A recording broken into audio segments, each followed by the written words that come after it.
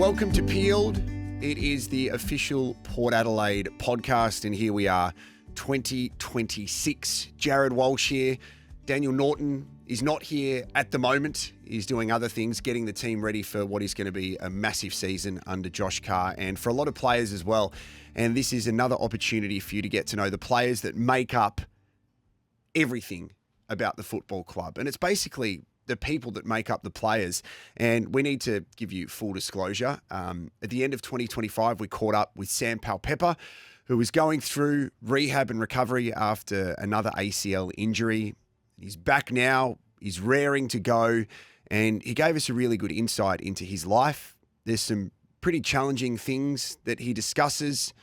His hair, because I've got none and Daniel doesn't have much, and plenty more. But honestly, the person and man that he has become after a challenging first couple of years at the football club is something that is quite inspiring. So, yes, we did record this last year.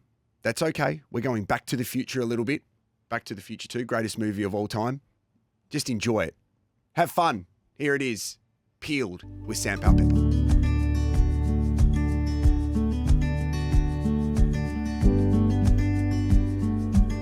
Norts, I think the Port Adelaide Football Club have the most amount of hyphenated surname players in the AFL. There's a lot, and I think we have a great collection of hyphenated people. And we say hello to one of them right now, Sam Powell-Pepper. Thank you very much for joining us on Peeled. It's great to have you. Thanks, boys. Really appreciate you having me on. This is big for me because I don't do much prep. I don't do much research because I just want to ask what I'm thinking at the time. And there's a question that is really hard hitting to start off with that I want to ask you that I've been concerned about for a long time, because I shave my head because I have no hair, right? Do you shave your head by choice now, or are you losing your hair? Because you've got a beautiful crop of hair when you have signed for the football club, but now you've got a gorgeous bald head. Talk us through this, because you wouldn't understand this, Norts. I do. Bald men can have these conversations. Have you looked at my head? I have, but you've still got some going. So if you let your hair grow, what would it look like?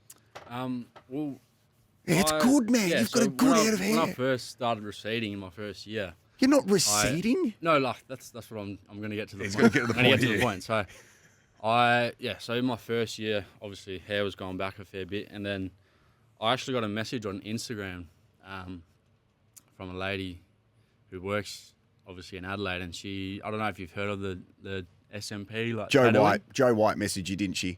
Joe White. Was it Joe White? No, her name's Caitlin. She's got a successful company here. It's called Micropigmentation. They do like little tattooing. Yeah, you've got tattooed hair. Yeah, I got tattooed. That is unbelievable. So like, a lot of What is this? literally no one knows about it unless you have any idea of what it is. It's amazing. I remember when I first got it, started 2018. I was obviously, when you lose your hair at such a young age, you wanna keep it to yourself, and you're obviously a bit insecure and whatnot. But as I get a bit older now, it doesn't faze me at all. But I keep forgetting that I haven't told people. I'm like, no, well, I've got hair tattooing. So What is that? Yeah, Mate, so they literally tattoo the dots. The follicles? So, you won't even notice that it's like. it's unbelievable. Yeah. And It looks like it's pretty good, so that's fake, is it? Yeah. But it looks real. Yeah. It's amazing. That's the whole point. It's It's unbelievable. I wasn't like. There's a lot of these days. A lot of jokes about going to Turkey, getting a hair transplant, and like a few of my mates have got hair transplants and stuff like that. But you've always in years down the line, you've always got to get little touch ups and Yep. you got to get it replugged and whatnot. So I got a message from this lady, and I was like, yeah, you know what, I'll just give that a crack, and then I think it's the best thing for it. So for me, I don't want to keep. Is any of that hair on the side? Yeah, so You're real? I'm Or what's going not back. real? Obviously, I'll go back here, Yeah. and then obviously there's hair still growing, but I'll just shave. You got to shave the just to keep sides it- and just stuff. to keep Yeah. it a nice, clean look. That is. It's And Norts, And it's I get amazing. hundreds of messages online from obviously men that are going bald. Yep. And, how'd you get the courage to shave your head and that? And I think It's most unbelievable. most people don't really go bald until they get into the 50s. 30s or late 30s or whatnot. But I know there's a lot of people out there, you know, that are young and receding, and you know, it's pretty hard when you pride yourself in having a nice head of hair and then you start going bald. It can knock the confidence back a bit. But I was 26 when I shaved my head. I started losing my hair when I was 19, right? And I didn't expect us to go here straight away because I legitimately thought that you just shaved your head because it looks incredible. But then you go back through the AFL with Brent Guerra, David Hale. I think Jack Anthony had some work done on his hair and people are taking products and stuff. But as men, and we are 3 men in this studio and we all aren't blessed with beautiful hair, even though yours looks amazing. But when you've got a public job, you get concerned about it. And I've actually had a conversation with Cam Sutcliffe about this because Jeremy Finlayson's losing his hair. You would look at the big screen when you are playing football and see not just yourself, when it becomes a mental thing. It's a real, for a man who starts losing their hair at such a young age, it really stuffs with you mentally, doesn't it? Yeah, no, it definitely does. And, you know, when you're really young and you like I said before, you have a fresh head of hair and you start losing it like pretty quickly. It's, you know, the insecurity does kick in a little bit, and you know, and people pick up on it and say, you know, oh, your hair's like getting pushed back a bit. So, it does play on your mind a bit, and you're always looking up, and that's why you can tell my first year I was always like kind of swishing my hair to the side. Yeah, you were sweeping it. Yeah. So that was a sweeper as well, like real sweeper. Quick, you know. But now it's like I feel like after I shaved it, it's just like kind of my identity now, and you know, everyone knows me. They can't picture me with hair. Nah. You know, my wife loves it. Do you look at some of the players now that have shit haircuts and you are like, don't disrespect the fact you've got hair, mate? I always say this to Brier. You know, I'm like, if I had hair, I'd be doing like, I would not be doing that haircut. I'd just get a short back and sides. I get a nice fade. So how much anxiety did you have? Because I remember when you did this, vaguely, was it the back end of your first or second pre-season? I reckon you walked into the club and it was like, my God, Pep shaved his head. Yeah. So I was, I went back home after my first season, you know, and then got back to training, and I just decided, like, because it started to go back a little bit more, so I just made that decision where I was like, nah, I'm gonna just give it a quick shave, and I shaved it with the clippers, and then I looked at what was there, and I was like, nah, I got to go full razor. I can't have you can't have that like that look of the like me. You just can't have that little. Can't have that look. So I just went full, wispy. I went full shave, and then I think that was just before the family day scratch match. And everyone was just like, wow, because I always wore a hat, had that hat tan line as well. So, but yeah, nah. It's actually liberating when you shave your head, that moment. Just quickly, there's a photo of me with hair. Oh my so it's like, God. and I'm sweeping as well. But that is it's a like, sweep. Mate, the moment you decide to shave your head and people go, it looks good. Yeah. Or then you go, oh, I was worrying about nothing. Yeah. It is so liberating. You also save heaps of money on haircuts because getting a haircut's really expensive. But it's like what do it does shampoo? for you. No. Like you soap? No, I put body butter on it because it smells nice and it moisturizes. But like That's unbelievable. I recently was on the Gold Coast and you go on a roller coaster and they take a photo of you when you at the scariest part of the roller coaster.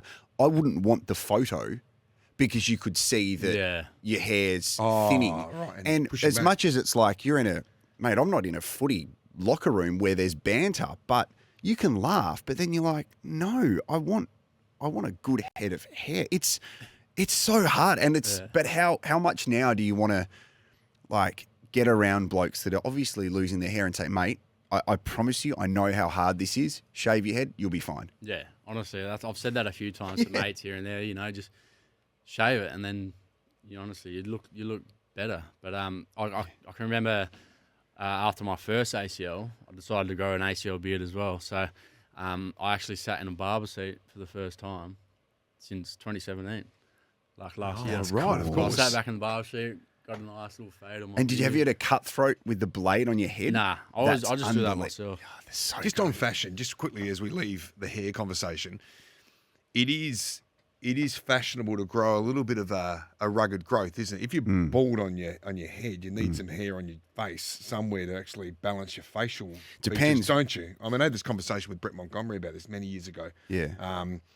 And he was shaved, and he said, "No, I need to balance it a little bit. I need growth." Depends who you are, though, because like it can change how you look. Like if you were going to fully depends what shave, your wife likes. exactly. Like Gary Ablett Jr., him with no facial hair looks very different to with facial hair now. So it depends. Wow. What a Man, it looks incredible. That's amazing. I'm too old to get tattooed hair now because I'm just like, look, people know. people know, right? I'd notice it straight You away. notice it straight away. But yours is epic, mate. Far out. It is magnificent. Norts, you should think about A lot of people Going bald or tattooing. have known that. So Good on you. go. That is That's amazing. unreal. You spoke about your first ACL and growing a beard, and we'll jump around a fair bit here on Pilled because that's what we do. There's no rhythm to the show, is there? There's no planning. We just come in. And I didn't plan for that to happen. That's unbelievable. You've just inspired so many young men listening to this. I guarantee you, mate. It's just by talking about that. It's amazing. So that first bloody ACL happened, what, about round 7 last year in 2024? We're recording this at the back end of 2025 against St Kilda. That was devastating. Yeah. And, mate, you've done another bloody thing. Yeah. Another ACL. This is the first time you've spoken since the incident this year up at the Gabba. Mate, heart goes out to you and the family, and all the teammates and club were so moved. I was there that night, close to the boundary. How are you holding up? What are you, 8 weeks into your rehab? And just give us an indication of how you're tracking. Yeah. Obviously, devastating news.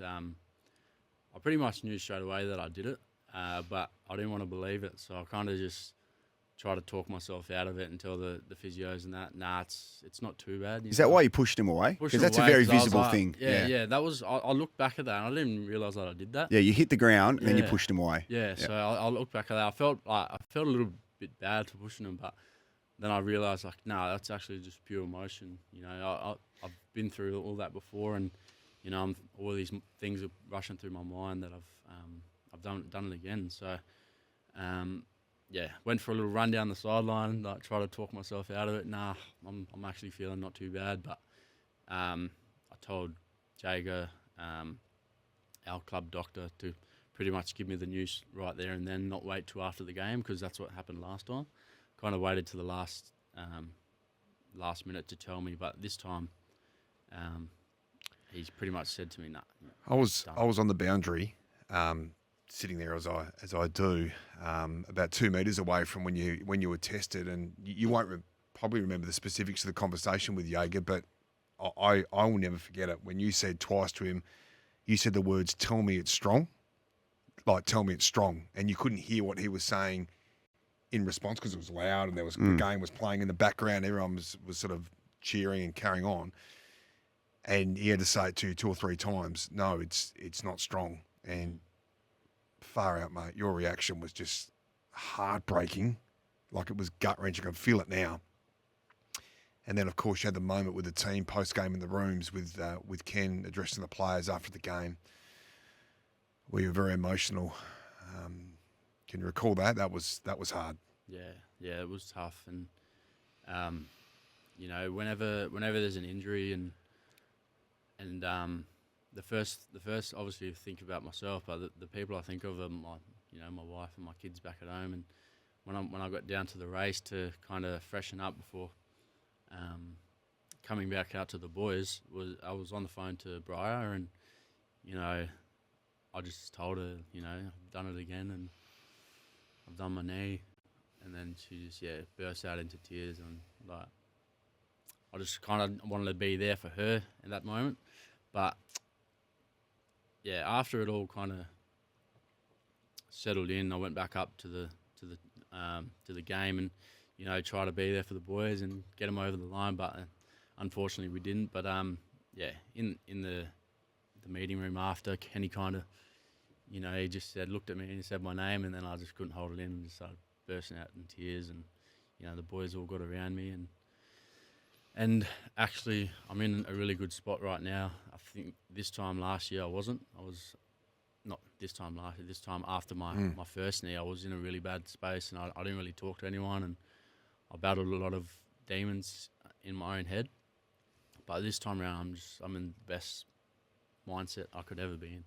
I've spoke to Dan Menzel quite a bit about this, because I think he did his knee 4 times. And he's very similar, like, because you're the first of everything, there's always so much unknown. I mean, your first child, there's always unknown on how to be a parent. When your second child comes along, you have a bit more familiarity with it.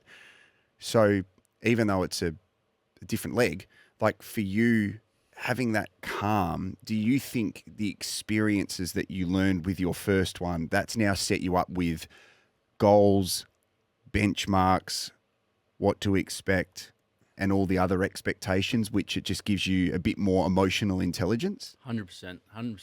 You hit the nail on the head there, because when I first did it, I've never done an injury before. Like, obviously I had a little break in my hand there, but I didn't miss any games through it. And, you know, I've never done a hammy, never done any sort of injury where I've missed games. And this was my first ever big injury. And, you know, obviously the boys were playing really well. We made a prelim, and, you know, trying to put a brave face on every day at the club it's pretty taxing. But like you said, this time around, I know everything I've got to hit. You know, I've got a holiday booked in with the family. Got a 6-week block of training that I'm going to do before I head off. Like, all these things I've already got pictured in my head. I'm just so excited for. So, and also, I've got amazing help behind the scenes as well, which really helps. Well, you got a beautiful young family, and I think almost at the same time, you welcome your third daughter into the world. 5 days old she was. Yeah, little Remy. So you've got the light and shade of life, haven't you? Right there. Within a week, you've had this sporting, in a sporting sense, a tragedy, a setback. But then you've got this beautiful gift at home. So there is light and shade in life, and there are. Every cloud does have a lining somewhere, a silver lining. Definitely, man. And that's a great way to look at it, because I obviously was feeling a bit down in the dumps and sorry for myself. But then you realise quickly that you've got children that look up to you, and, you know, and look. I'm obviously a present father, so they look for me to be that normal, happy dad that I always am. So. And I did get to spend 2 weeks straight on the couch with Remy, so that was fun as well. Fatherhood's important to you, isn't it? It's important to us all. But you've got a background when you grew up as a young person, whereby you probably craved what you're giving your children now that you had yourself, and you probably wanted to be something that to your kids that you didn't have. Is that fair? Yeah, I did have a pretty challenging upbringing, but at the same time, you know, I did have a lot of fun, and there was a lot of love there. And but, you know, my father, he battled his own demons growing up, and also while raising us as well, you know. But we still talk daily, and, you know, I love him to bits, and he loves me as well. And but yeah, he did battle a lot of demons himself. You know, the drink and, you know, drugs doesn't help, and but he did see a lot of tragedy as well, which is not an excuse in a way, but like it does take its toll as well. So I do, yeah.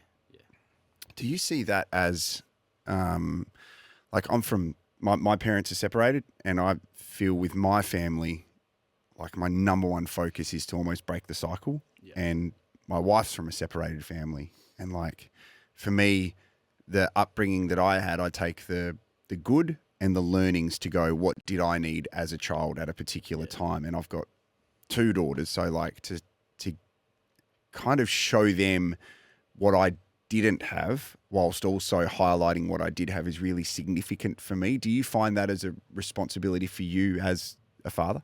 Yeah, definitely. I wouldn't be the man I am today, or where I am in life, if I didn't go through all those ups and downs, you know. And yeah, one thing that we did have a lot growing up was a lot of affection and a lot of love. You know, me and my brother, we've been through everything together, and we have a bond that probably no one ever break. And I've got an older sister and 2 younger brothers from my mum and dad's separate relationships, and then I also had an older sister when I was a bit younger, but she sadly passed away. It was my dad's first girl. So that was probably the real turning point in our lives when I was younger. Did you know, how old were you when your elder sister passed away? So my older sister's Nikki. My dad had her when he was 16. Yeah. And then she sadly passed away when she was 16 in a car crash. Oh man. And I was probably 6 or 7, and I can still remember because she actually come over and was spending the day with us there, and it probably wasn't too far after that it happened, and then I think that was a real turning point in my dad's mental state, and he was me knowing now, me as a father. You know, my firstborn child, Frankie, if anything like that ever happened, you know, my whole world would turn upside down. So, there were a lot of months, years, you know, a lot of drinking, a lot of drugs, and a lot of violence, like no kid should ever see. So, it was tough. But then, you know, for me, I had my nan, so my dad's mum. She really looked after me and took me and my brother in at a young age, and I'm really thankful for her. So what do you say to her now? Is she still? Yeah, she's alive? she's still going. She's my only grandparent that I've ever met. So my mum and my mum's parents, Pop Henry and Nita, they both passed away before I was born. So I didn't meet them. And my granddad on my dad's side, he lives in England, but never got to meet him. But so my only ever grandparent is Caroline Powell-Pepper. So she was, I like to say that I was her favourite. But yeah, she's a special lady. She took me and my brother in. After doing it all with my dad and my uncle, who were both gave her hell growing up, she did it all over again with me and my brother, which is pretty special. And she's an amazing woman. You're about to or just have experienced another loss in football family, because you're losing a father figure in Ken Hinckley. You're losing a brother in Travis Boak. And I know the absolute incredible connection you have with Travis, especially through your first couple of years when there was documented media attention on you, people jumping fences from the media to come and get interviews with you and stuff like that. Like for Travis and his influence as a person, I don't think it's spoken about enough. We've seen the influence he's had on Jason Horne-Francis, but you were basically the first one to have this major impact on. Can you talk about your relationship with Boakey and how incredible Travis the human has been for you, Sam the person?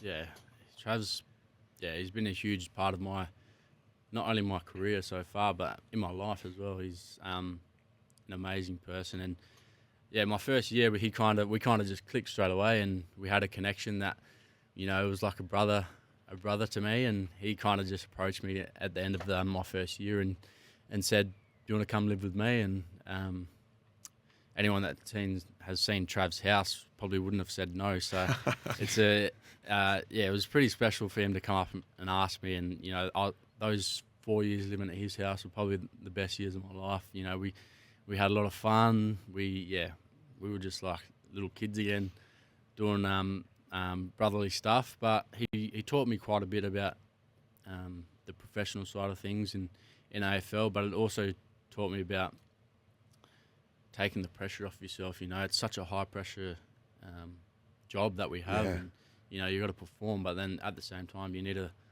release outside of footy, and we were that for each other. And he was one of the groomsmen at my wedding, so he obviously means quite a bit to me.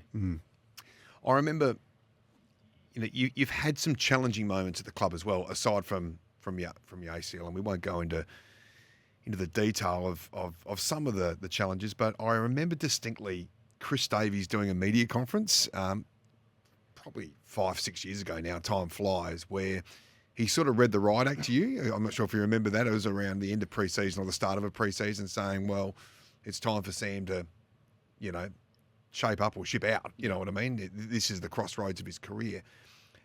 And from that moment, your career has just skyrocketed at Port Adelaide. Your attitude, your willingness to be a great teammate. What made the penny drop then? Yeah, I think it was obviously a bit of tough love which everyone needs to get in their lives, but it was kind of a wake up moment for myself, and I didn't want to be known as that type of person that kind of went off the rails and could have had a good career, but got caught up in all the stuff outside of footy, all the bad things, and that's kind of what I was doing. I was getting caught up with the wrong people, and people that didn't have my best interests at heart. And obviously, being a professional footballer, kind of everyone wants to be your friend. So I learned that pretty quickly, and thankfully for me, I met Brier, and she kind of changed my life for the better. And she came right at the time where I was struggling, and really helped me turn my life around. But it always starts with yourself. If you don't want to change yourself, then no one else can do it for you. So I feel like I've done pretty good, and I'm only at the beginning now because I've got a lot more footy to play. How do you deal with that though? Because you can only get so much education. As a player, you get a lot of education, but nothing can prepare you to get a ridiculous amount of money compared to the average Australian. But then also, as you said, you have people that would be surrounding themselves with you and other athletes for their own benefit and advising you on things that suit their own agenda. How do you then learn how to filter that stuff out to go, you're the right person to be around and you're the wrong person to be around? Because even in 2025, we've seen examples of professional athletes that have got caught up in the wrong crowds, and some of them aren't playing football anymore. So nothing prepares you for that until you're actually playing football, right? Yeah, exactly right. And I think deep down, like what you're doing isn't right, and which people to hang around with and who you're not supposed to. But I think until something actually goes wrong and there's like a big wake up call, you don't really. I think that's the moment where you can kind of pull yourself out of it, because I think when you're in the moment, you're like, nah, I'm all good. Like these people are not. I can leave whenever I want, but then you get caught up in situations where you can't really get out of, and I think that's what a lot of young people probably get caught doing. But it's for me, I really stripped it all back and looked at the people who were there throughout my tough times, and it's the same people that were there from the start. People that love you and care for you and have your best interests at heart, and they're always going to be there. You spoke about Brier before and touched on it, both the phone call after the ACL and the emotional element. There's a reality that there's a family that sits behind players that we don't see when we watch players on TV. You just sort of think they're robots out there, but there is actually a human element. And then, of course, what she's done to help you get back on the rails. Just take a couple of minutes to talk about Brier, because we often move past the partners or wives really quickly, but just tell us her absolute impact on your life. Yeah, she walked into my life around about the end of 2020, start of 2021, and she actually was moving to Adelaide at the start of 2021 to join the police force. So that was her dream and her drive. So she made the move over here and tried out, but unfortunately got knocked back. And as she was about to fly back, she got stuck here with COVID. So that's how we kind of got stuck together. And I said, you can stay at mine if you want. And then we've kind of been together pretty much every day since. But she's an amazing person. She's selfless, always puts herself first. And she's an incredible mother as well. And I think that's probably why we've been together, and we're so strong as a family as well because of the amazing person that she is, and I love her to bits. You're a really softly spoken person, and I say that because I said something similar to Willie Rioli. But what I love seeing is like you are basically like the security guard of your teammates on the field. So when someone's in trouble, and there's been moments throughout 2025, I've seen players getting into Connor. But if they're getting into Connor, a few seconds later, you'll be standing in front of Connor saying, you've got to get through me first. And you're not doing anything bad on the field, but you're basically just there.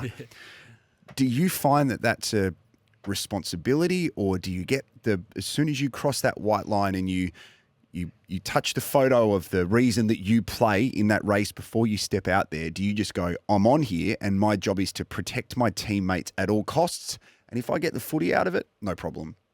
Yeah, 100%. And if you ask any of the boys, they know that I love them to bits. You know, I'll do anything for them. But when I'm on that field, man, I'll just go full competitive beast, and I don't like losing, and I especially don't like,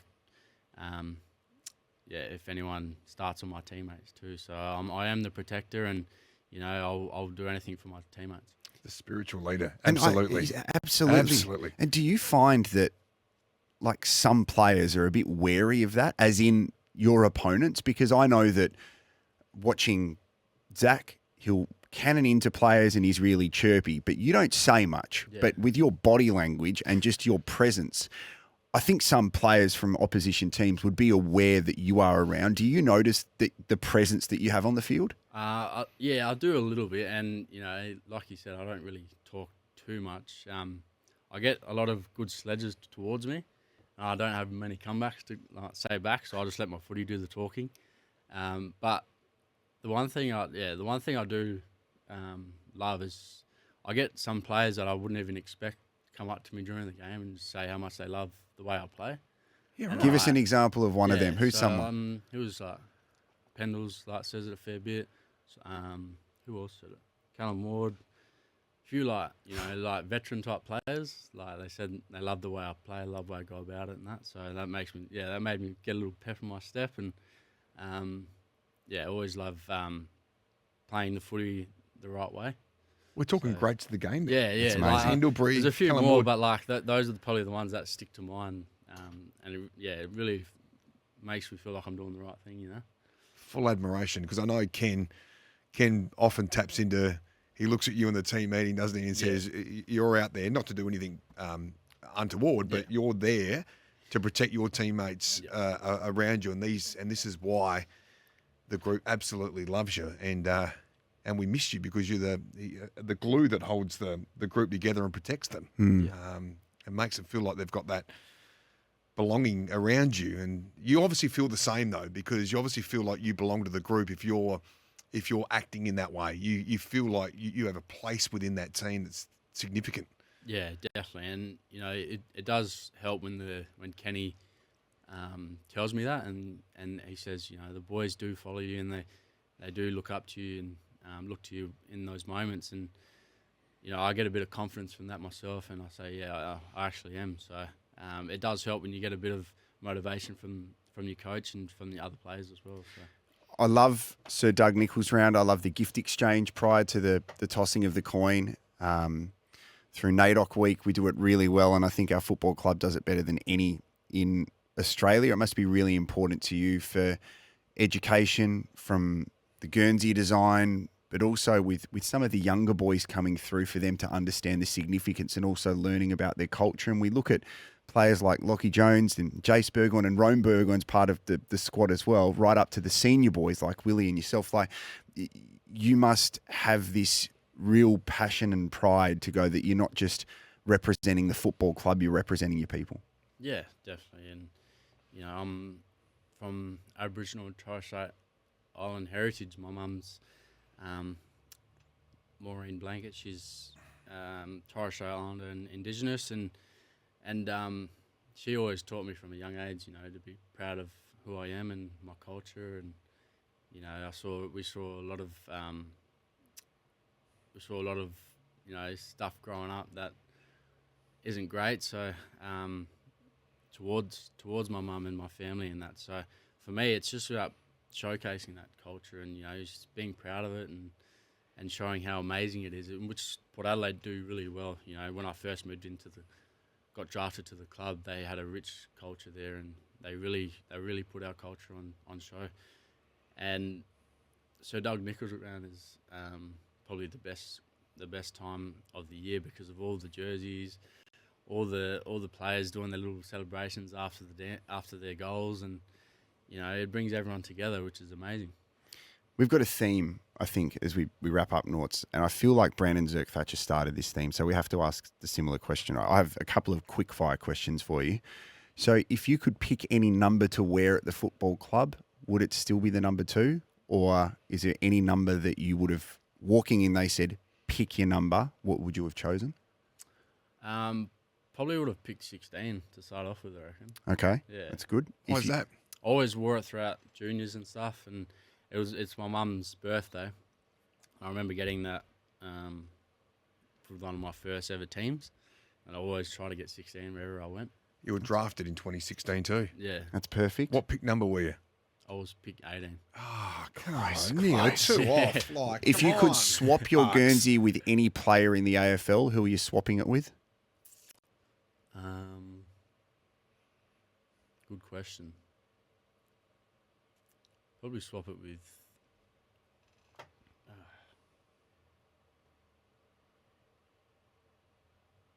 There's a lot to choose from. Yeah, a lot. That's a good question. I'll probably go. I know who wants yours. Who's that? Well, Pendlebury, by the sounds of it. Callum Ward. Yeah. Yeah. I don't know. Probably go with like Shea Bolton. Good. Nice. Yeah, Okay. played with him growing up. And, that's right. He's through school. Brother of mine. So. Yeah. Brandon Zerk-Thatcher spent $15,000 on a card, which you think is a Pokemon card or something. Do you remember what you spent your first big paycheck on, or like the big thing that you've gone, great, I've earned this, I'm just gonna spend it because it's there? Was there an object or something that you purchased? Probably the biggest one was probably just my first car after my first few matches. Had the money sitting there and I just bought a car straight away. So That's so good. What was it?